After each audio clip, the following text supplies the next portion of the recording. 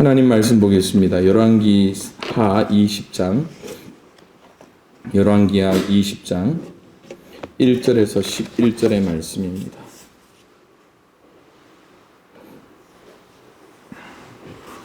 열왕기하 20장 1절에서 11절의 말씀입니다. 앞에 있는 자막 그리고 여러분 성경을 통해서 우리 한 목소리로 읽습니다. 시작. 그때에 히스기야가 병들어 죽게 되매 아모스의 아들 선지자 이사야가 그에게 나와서 그에게 이르되 여호와의 말씀이 너는 집을 정리하라. 내가 죽고 살지 못하리라 하셨나이다. 히스기야가 낯을 벽으로 향하고 여호와께 기도하여 이르되 여호와여 구하오니 내가 진실과 전심으로 주 앞에 행하며 주께서 보시기에 선하게 행한 것을 하고 히스기야가 심히 통곡하더라. 이사야가 성읍 가운데까지 이르기 전에 여호와의 말씀이 그에게 임하여 이르시되 너는 돌아가서 내 백성의 주권자 히스기야에게 이르기를 왕의 조상 다윗의 하나님 여호와의 말씀이 내가 내 기도를 들었고 내 눈물을 보았노라. 내가 너를 낫게 하리니 내가 3일 만에 여호와의 성전에 올라가겠고 내가 내 날에 15년을 더할 것이며 너와 이 성을 아수르 왕의 손에서 구원하고 내가 나를 위하고 또 내 종 다윗을 위함으로 이 성을 보호하리라 하셨다 하라 하셨더라. 이사야가 이르되 무화과 반죽을 가져오라 하매 무리가 가져다가 그 상처에 놓으니 나으니라.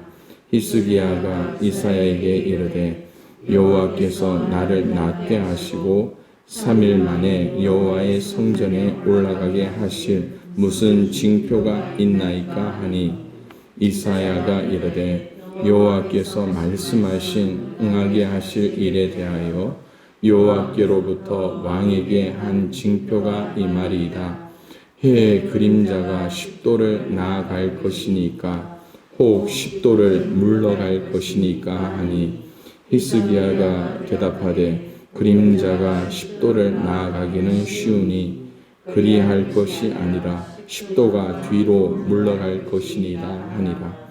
선지자 이사야가 여호와께 간구하며 아하스의 해 시계 위에 나아갔던 해 그림자를 10도 뒤로 물러가게 하셨더라. 아멘. 오늘은 지난주에 히스기야의 기도라는 제목에 이어서 히스기야의 병과 회복, 다시 말씀드리면 이 사건에 대해서는 아마 여러분들이 알고 있는 사건인데 이 전후의 사건들이 어떻게 이루어지고 있는가를 한번 생각하며 은혜를 나누기를 원합니다. 지난주에 드렸던 말씀을 좀 더 정리합니다. 지난주에 나눴던 말씀을 한 줄로 요약하자면 교만했던 아수르는 하나님의 징계로 인해 역사의 뒤안길로 사라집니다. 그런데 여러분 이 당시가 얼마나 혼란스러웠는가 하면 나라가 세워졌다고 하면 대제국이 되는 그런 시점이에요. 아수르가 여러분들이 세계 지도를 보면 유럽 그리고 이스라엘을 중심으로 한 이 중동 지역의 땅을 대부분을 이 아수르가 차지하고 있다가 랍사게가 하나님 앞에 까불었죠. 어떻게 까불었습니까? 이 예루살렘 성이 내려다 보이는 큰 언덕에서 유대말로 그렇게 하는 거죠. 하나님을 욕하면서 아수르의 신이 여호와보다 더 세다. 그리고 너희는 이제 아수르 군대 앞에 전멸당할 것이다라고 이야기를 합니다. 그러면서 그들의 마음이 얼마나 기고만장했는가를 생각해 봅니다. 그런데 그럴 만한 것이요. 예루살렘을 둘러싸고 있던 아수르 군대 군인 수가 몇 명이었다고요? 18만 5천입니다. 이스라엘을 예루살렘 성을 한 겹, 두 겹, 세 겹으로 둘러싸고 있습니다. 그런데 우겨쌈을 당하여도 우리가 일어날 힘이 있죠. 무슨 힘이 있습니까? 하나님이. 이스라엘 군대가 싸우지는 않았습니다. 여호와의 사자가 한번 입바람을 부니까 어떻게 돼버립니까?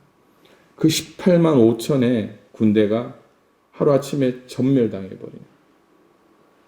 그 일로 인해서 아수르의 국군이 기울면서 이제 아수르가 이 역사의 뒤안길로 사라져버립니다. 아수르 뒤에 일어난 나라가 바로 바벨론 제국인데요. 이 바벨론 제국은 메소포타미아는 물론 고대 근동 전체를 다스리려고 야망을 품게 됩니다. 이때 일어났던 사람이 누구냐 하면 느부갓네살 왕, 여러분 많이 들어보셨을 거예요. 느부갓네살 왕의 아버지 무로닥 발라단이라는 사람입니다. 이 사람은 고 바벨론의 영화를 꿈꾸면서 주변을 장악해 나가고 있습니다. 그런데 이 아수르가 멸망했던 그 이유를 역사를 보면서 살펴보는데요. 이 아수르가 랍사게 장군을 앞세워서 어떻게 합니까? 이 땅을 정복할 때 아주 강하게 정복해 나갔습니다. 그러면서 그 점령한 나라의 신들을 어떻게 한다고요? 불살라 태워버리는 거예요.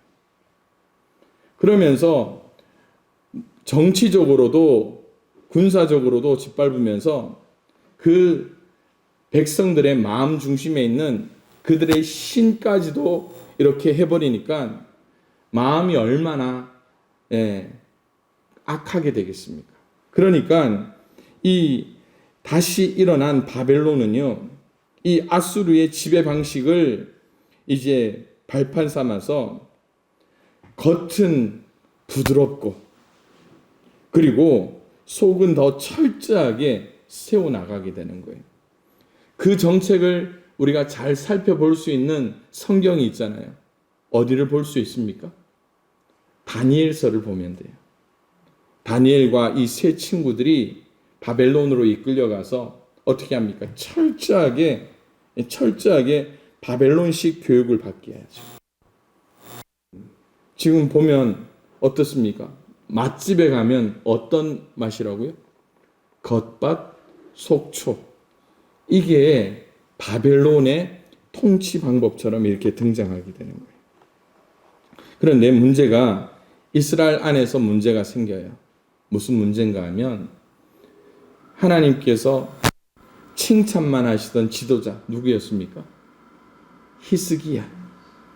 히스기야가 병이 들게 되는 거예요. 아수르를 물리친 이후에 큰 병에 걸리게 됩니다. 이사야가 히스기야에게 찾아가 곧 죽을 것이라고 통보하자 히스기야가 하나님께 기도하며 통곡을 하는데 어떤 질병인지는 잘 모르겠습니다. 다만 오늘 우리가 읽었던 성경 본문에 보니까 이사야가 가서 히스기야의 상처에 뭔가를 바르는 일이 나오죠. 그걸 볼 때 아마 아수르와의 전쟁에서 혹 칼에 베었거나 화살을 맞았거나 그러면서 이제 외상을 입었나 하는 생각도 들지만 그것이 중요한 게 아니니까 여러분 이 히스기야가 어떻게 하는가, 그 히스기야가 자기의 병을 어떻게 이겨나가는가를 한번 생각해 보길 원합니다. 히스기야의 인생에 있어서 간절히 기도하는 두 번째 장면이죠. 첫 번째는 무엇 때문에 기도했다고요? 나라를 위해서 기도하는 거예요. 아수르의 강한 군사력이 이 지도자 히스기야를 기도할 수밖에 없게 만드는 거예요. 그런데 두 번째가 뭡니까? 이제 히스기야에게 닥친 사형 선고와도 같은 이제 죽게 되겠다. 시한부 선고를 받게 됐을 때 그는 하나님 앞에 기도하는데 어떻게 기도했습니까? 벽을 향하여 하나님 앞에 기도하는 장면입니다. 그때 하나님께서는 히스기야의 기도를 들으시고 히스기야의 생명을 15년 연장해 주는 말씀이 오늘 우리가 읽었던 1절에서 7절까지의 말씀입니다. 그런데 여기서 나오는 15년이라는 시간이 무엇인가를 생각해 보면요, 결국 하나님께서 이제 히스기야의 그 마음을 생각하셔서 15년 동안 어떻게 더 하라고요? 남유다를 하나님의 방법으로 어떻게 하라고? 통치하라고 전해주는 거죠. 그래서 이제 히스기야의 그 선정으로 인해서 북이스라엘보다 136년의 시간을 더 연장해 주는 거예요. 그 중에 29년 동안 히스기야가 남유다의 마지막 때의 왕으로서의 그 사명을 감당하게 됩니다.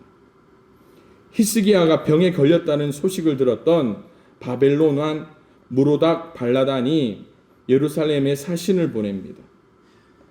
아수르를 물리친 히스기야를 칭송하며 예물도 보내주는 거예요.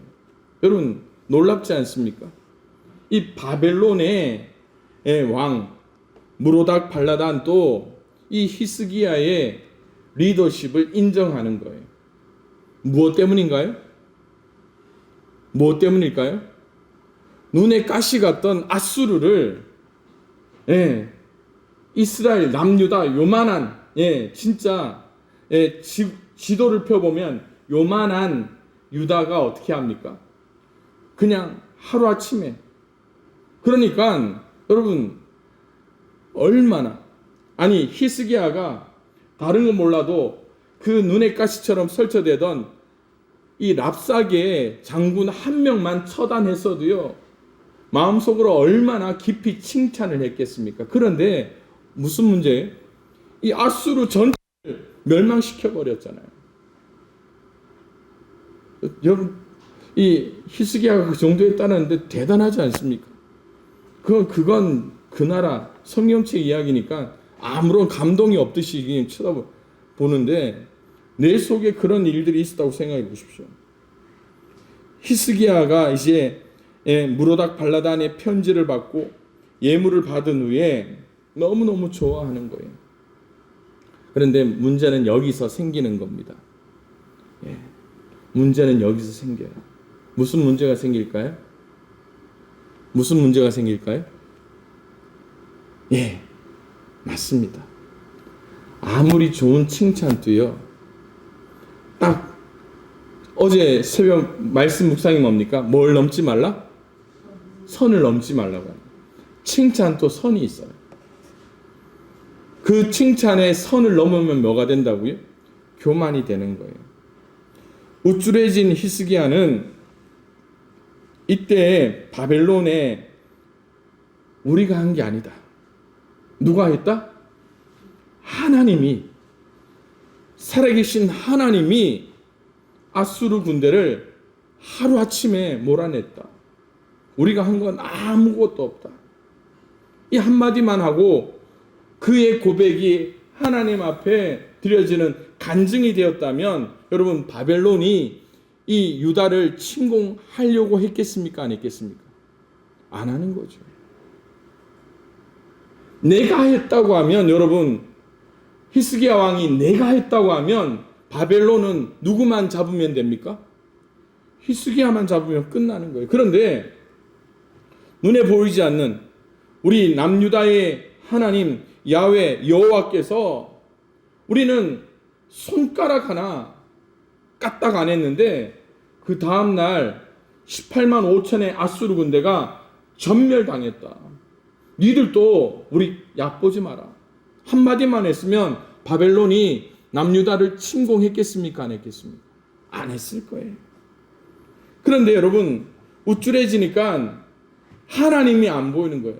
내가 했다라는 거예요. 그러면서 여러분 히스기야가 그때부터 뭘 했는가 하면 이전에 그가 갖춰놨던 예루살렘 안에 있던 군사시설 그리고 무기창고 그리고 조금 더 선을 넘어버리니까요 뭘까지 보여주나 하면 성전에 모든 기구들이 들어있는 보물 창고까지 다 보여줘 버리는 거예요. 그때 바벨론 사람에게 뭐가 생기겠습니까? 이 유다가 대단하다라고 생각했으면 괜찮았을 텐데 거기까지 그들은 마음을 지켰다고 생각해 보십시오. 그런데 이 성전 안 창고를 보니까 뭐가 있습니까? 하나님께 예배 드리기 위한 모든 기구가 있는데 보니까 뭐가 있더라고요. 뭐가 보입니까? 뭐가 보여요? 번쩍번쩍. 에? 금이 다 보이는 거예요. 뭘로 보입니까 이게? 돈이죠. 네. 여러분 누군가 처음 만났다고 생각해 보십시오. 우리 여자 집사님 권사님들 귀걸이하고 목걸이하고 또 이 웃는데 금리빨 이렇게 한 양쪽에 한 2개씩 보인다고 생각해요. 딱 보자마자 뭔 생각이에요? 집사님 좀 있네. 돈 좀 썼네. 만약 그렇게 생각하면 손 타겠죠. 지금 히스기야의 그 선을 넘은 행동이 어떻게 되어버립니까? 이제 바벨론 사자들에 의해서 예루살렘에 있는 모든 군사시설 그리고 그들의 군대 시설을 이제 다 공개해버리는 거예요. 결국 이것이 이후에 이스라엘 백성들에게 큰 고통을 안겨다 주는 잘못된 히스기야의 큰 실수가 되어버리는 거예요. 그렇다고 여러분 히스기야가 낫지 않고 죽었다고 생각해 보십시오. 그것도 안 될 거란 말이에요. 그래서 저는요 오늘 우리가 다 알고 있는 이 히스기야의 기도와 병 고침의 사건을 통하여서 지난 주일에 나눴던 말씀과 한번 다시 생각해 보길 원합니다. 갈릴리 바다 중간에 떠 있던 배, 그리고 그 배에서 폭풍으로 인해 혼란스러워하던 제자들의 모습을 보고 예수님이 친히 갈릴리를 걸어서 제자들에게 왔습니다. 그 배가 이스라엘이라고 생각해 보십시오. 이스라엘에게 필요한 게 뭡니까? 배 중심에 누구를 모시는가가 중요한 거거든요. 그들이 두려워하지 않는 게 중요한 게 아니고요. 그 배에 예수님이 올라탈 때에 폭풍이 잠잠해졌다라는 그 사실을 우리가 기억해야 된다라는 거예요. 그럴 때 아수르의 침략으로 인해 그들이 괴로워하고 두려워 떨 때에 하나님이 그들의 하나님이 되셨다면 구원해 주시겠죠. 그리고 그 이후에 바벨론이라는 폭풍이 친다 하더라도 그들 가운데 하나님이 그 중심에 자리 잡고 있다면 그들에게는 아무런 문제가 안 된단 말이에요. 그런데 우리는 어떻습니까? 똑같죠. 히스기야의 마음이 누구의 마음입니까? 내 마음처럼. 하나님은 낮아지라 하는데 우리는 어떻습니까? 점점 높아지는.